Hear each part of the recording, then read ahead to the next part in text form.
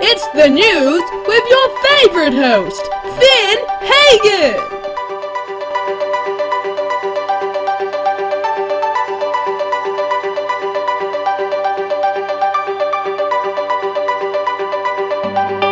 Today's episode, Cyber Safety!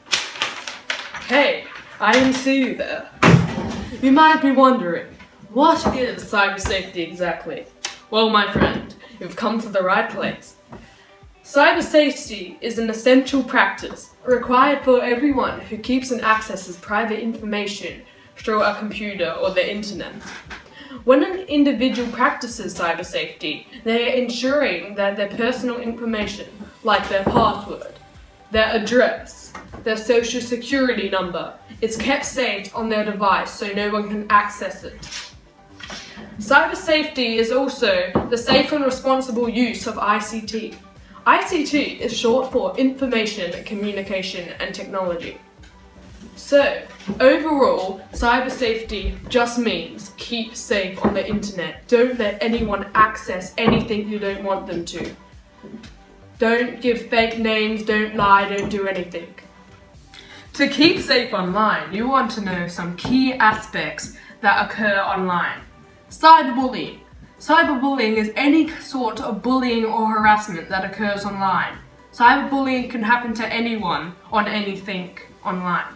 It can happen on social media, it can happen on email, it can happen on anything, so you need to be safe of it. If you see any instances of cyberbullying online, you want to report it to a teacher or parent immediately, so it can stop and they can confront the person who is doing that to make them not do it again.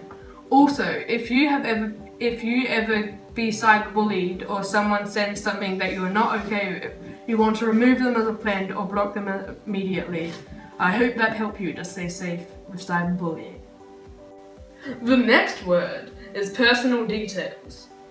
Personal details online include your address, your school, your name, anything that could allow people to know where you are or know more about you. If you have personal details online and you have your account off private, random creeps could just see, oh, this guy has his address online. Let's all go to his house and do stuff to him. And you do not want that to happen. You also do not want your school online because anyone could just know where your school is and go to your school and wait for you or anything like that if they know what you look like. So if you're going to have any personal details online, which I highly recommend you shouldn't, then I wouldn't have any pictures of you to make anyone know who you look like. The next word is picture sharing. Picture sharing involves you sharing a picture of yourself to anyone. It would be perfectly fine if you were to share a picture of yourself to a friend or a family member or anything like that. But you can get on the bad side if you send a rude picture of yourself to anyone. Especially if you're underage, because it could be classified as child pornography and those people could use it to blackmail you and they could post it online. You also do not want to send any personal pictures of yourself to random people. You don't send any pictures to anyone if you don't know them. If they ask, ooh, can I have a picture? You say no. And you tell a parent immediately that some random guy online is asking for a picture of yourself. The last keyword when dealing with cyber safety is social media. Social media can be Instagram, Snapchat, Facebook, anything like that. Social media can be completely fine if you do everything right on it, but it could be a catastrophe if you do bad stuff.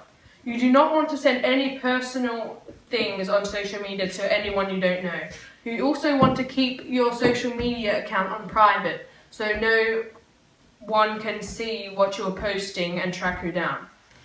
You also don't want any personal details on there, and you don't want anything that could get you in trouble in the future and make you lose out on a job. So, social media could be a really good thing or it could ruin your life. You might be wondering, what are some potential consequences of making bad decisions online? Well, let me tell you that, my friend. Consequences of making bad decisions online could go from very minor to very severe. They include breaking a friendship with a friend, getting in trouble at school, getting in trouble with the police, missing out on a job opportunity, and way, way worse. Say, if you cyberbullied a friend or something, or made a bad mistake with a friend online, that could break up their friendship and you could get on a bad side with them. Also, it includes if you, say, cyberbullied someone and the school found out, you would get in trouble with the school. And if you took photos of people in the school that you're not allowed to take and put it on social media, you could get in great trouble with the school. You could also get in trouble with the police if you, for example, cyberbullied someone to the extent sent a rude picture of yourself to someone else without them asking, or stuff like that. If you post silly pictures and everything on your social media, you could also miss out on a job opportunity. In most job interviews, they will look at your social media page, and if they see stuff they don't like, they won't hire you. Also, say if you send an inappropriate photo to someone that hasn't asked for it, or someone you don't know, on your register you would be a sex offender and you wouldn't be able to get many jobs. So, yeah, it would ruin your life. Patricia, that's quite enough. Shoot, darling. Oh, I didn't see you there. For all the people out there who have cyber safety issues, here's a question. Who can you get help from when cyber safety issues arise? Well, let me answer that for you. When cyber safety issues are just starting, you might want to go to a parent so they can sort out the situation. Then if it gets worse, you might want to contact the school and tell what's happening so they can put a stop to it.